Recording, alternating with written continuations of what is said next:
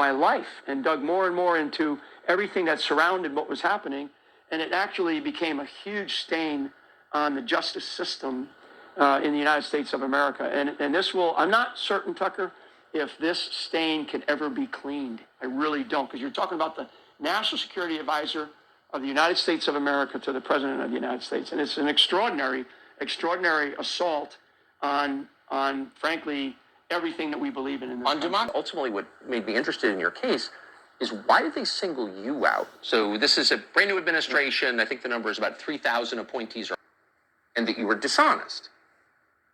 And it shouldn't, I guess, surprise our viewers to learn that the opposite is true in both of those cases. There were a lot of incompetent people hired in this administration. Like, I've almost never seen that many incompetent people in one room. Omarosa actually got hired. Yep.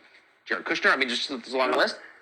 You actually had the deepest grounding in the U.S. government and how things actually work, the most knowledge of the intel community of anybody in the entire administration. Maybe that's why they went after you. Well, not just from a military perspective. I mean, my time as up as the Assistant Director of National Intelligence, I was responsible for a lot of domestic issues, definitely responsible for a lot of international issues. My time as the head of one of the largest intelligence agencies in the world, the Defense Intelligence Agency, which is the military's arm of the intelligence community. We're in 142 countries around the world. I mean, I've been on 6 continents. Not just my time in combat in Iraq and Afghanistan and, and elsewhere, Middle East, Caribbean, Central America in my earlier years in the military, but I had extensive international, foreign, and domestic experiences. And what we learned over time was that the FBI, the couple of guys that came in to talk to me, they actually changed. So they said that we went in there. Flynn was candid. He was great. He didn't lie to us. And so they ended up changing the document that ended up going in front of the court.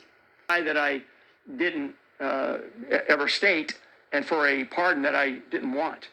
You didn't want the pardon? No, I didn't want it at all. I didn't want it because I didn't deserve it. I mean, it was one of these things where the Department of Justice, after a 6-month special counsel investigation led by a attorney that was brought in, an attorney general that was brought in from outside of Washington, D.C., after 6 months, he said, he basically recommended to dismiss my case for egregious government misconduct because they abused the entire system of law.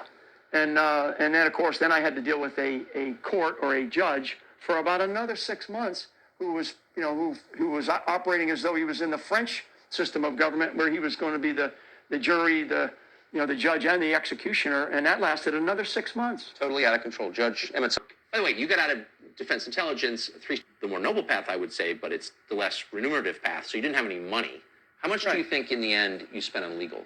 I would say, I want to swear on your show, because it was ass pain, but I will say that because it's more going through the, it's in the millions. Fox Nation is that it can't be censored. There are no advertisers. The tech monopolies have no control whatsoever. Google, Facebook, Twitter, they're not involved. You can say exactly what you think is true on Fox Nation. And that fact, the fact there's no leash to control us, drives the rest of corporate media insane. It's probably why CNN's Jim Acosta, reportedly the dumbest anchor in the United States, confronted Andrew Yang recently. Andrew Yang spoke to us on Fox Nation, and according to Jim Acosta, that's not allowed. So here's the interview with Andrew Yang that drove Jim Acosta so crazy. I'd love to go into the history and background a bit, which you probably know better than I do, but if you look at the Constitution, there's nothing about political parties or otherwise. And when you look at Americans around the country, 57% at this point want a third party. 60% think both parties are out of touch. If you were an entrepreneur, as I am, if you arrived on a market and said, hey, there's this dysfunctional duopoly and over half of people want a new alternative, you'd say, oh,